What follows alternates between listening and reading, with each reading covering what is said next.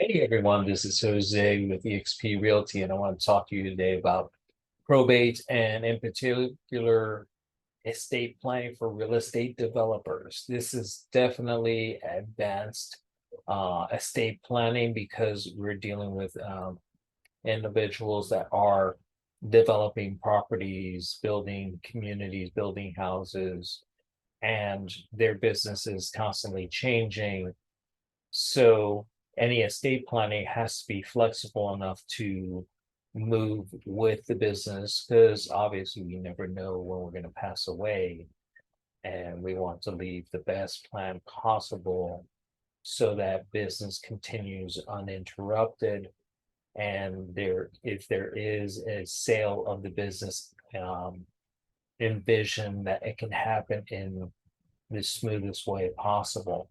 I'm not going to get too much into the details of this because this is really under the realm of legal and tax professionals. As a realtor, I can assist with the sale part, but as far as estate planning and tax consequences, I leave that to my fellow professionals in those respective areas. If you need to connect with those professionals, give me a call. You can get my number by scanning the QR code. I'm also available via social media.